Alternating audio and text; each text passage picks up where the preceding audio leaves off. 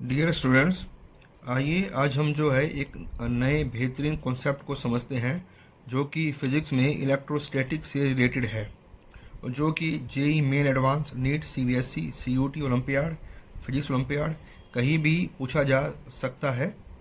और ये बहुत ही ज़्यादा कॉन्सेप्चुअल कॉन्सेप्ट है। और ये कॉन्सेप्ट क्या कहता है, आइए देखिए, पहले इसको समझते हैं और फिर देखते हैं कि बच्चे गलती कहाँ करते हैं। क्वेश्चन ये है, a point charge is placed inside a spherical metal shell.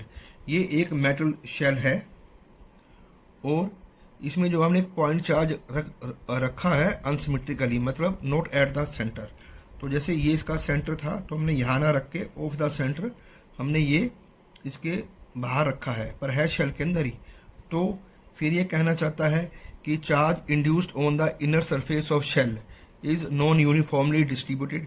Charge induced on the outer surface of the shell is uniformly distributed.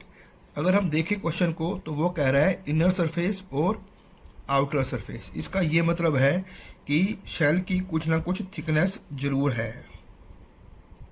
तो ये शेल जो है it has some finite thickness, तभी हम बात कर सकते हैं इनर सरफेस और आउटर सरफेस की। अब क्योंकि यहाँ पे हमने प्लस क्यू चार्ज रखा है तो इनर सरफेस पे भी चार्ज इंड्यूस हो जाएगा और कुछ आउटर सरफेस पे भी चार्ज इंड्यूस होगा।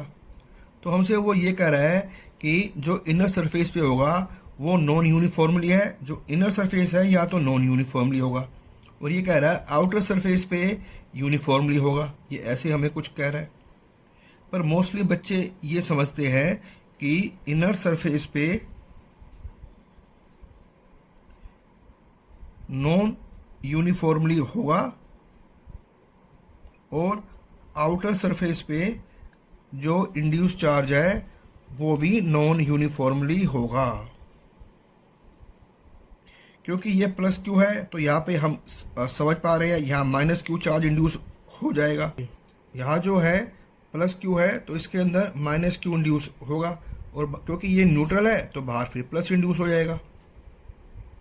अब प्रश्न पैदा ये होता है कि अंदर यूनिफॉर्मली होगा या नॉन यूनिफॉर्मली, बाहर यूनिफॉर्मली होगा या नॉन यूनिफॉर्मली।